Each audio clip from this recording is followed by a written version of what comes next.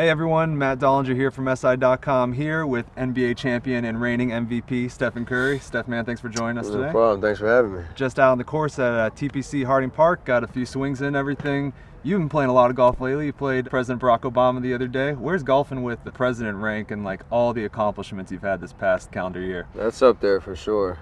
Never in a million years would I thought I'd join the president on his vacation in Martha's Vineyard and spend 5 hours with him playing golf. So it was a pretty amazing experience. One I'll never forget. I got to take my dad with me.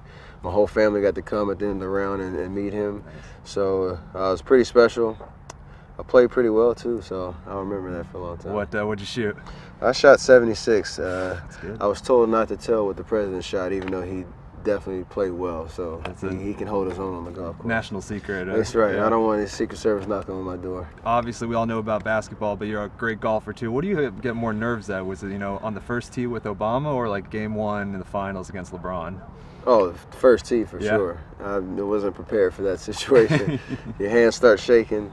The fairway seems like it's 2 feet wide. Just that's obviously a big moment. I'm nervous to meet the president just to begin with, but I gotta hit a little white ball in front of him. Once I got off the first tee, though, it started to become real, comfortable. I feel you get a mulligan if the president's watching. That seems definitely fair. He gave me a breakfast ball, so Good. we did the 2 off the first tee rule. So many accomplishments this year. I could run it down. You've heard them all.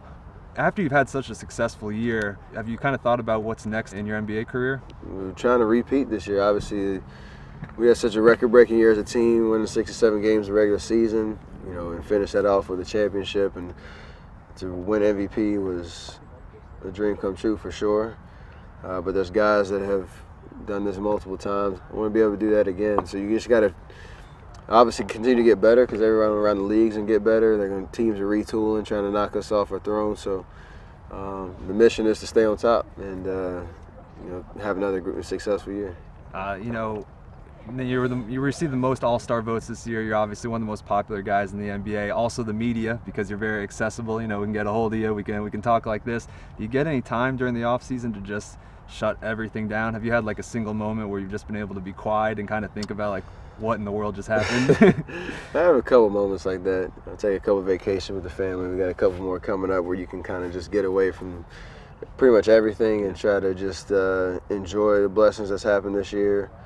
The schedule's been busy, so you've been bouncing around, traveling, doing different events and things like that. But it's all good problems to have anytime you're celebrating an MVP and a championship. And to be called a champ now with my teammates is something they can never take away from us. So we're celebrating and we're getting ready for next season, but we're definitely taking time to enjoy it. I want to ask you a little bit about basketball and golf. We have a hard time picking out weaknesses in your game these days. What about you? What do you say is the biggest hole in your basketball game? That's something you're really trying to work on this off season, and also on the golf course. What's plaguing you these days? Well, on the golf course, it's an easy answer. I struggle off the tee, so if I can hit my driver straight, then I'm usually playing well. Okay. Something about maybe the touch and shooting can help you with putting, because that's the strong suit of my game. Yeah. But on the court, I want to try to get to the free throw line a little bit more. And as a point guard, you can always get better at your decision making and limiting mistakes. You're going to have some, but as teams start to try to game plan for you even stronger, you got to just be able to control the tempo of the game and always try to make as many of the right decisions as you can. So that's always a never-ending process. Do you ever worry at all about complacency at all, where it's like we've accomplished so much? Is it going to be hard to get that same kind of hunger and everything for next year?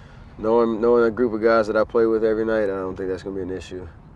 It's nice to have won a championship, and like I said, that's something they can never take away from us. But we have such a talented roster and young guys that have grown so much in the last 3 or 4 years that we feel like this is just the beginning. So we might have to battle some things early in the season to kind of hopefully get our rhythm quickly. Yeah. But I feel like once we start the season, you get amped up at the task ahead and not really looking back at what happened in June. Now, what's your third best sport? Because it's kind of ridiculous how good you are at golf. I know you don't even probably play that much. What's number 3?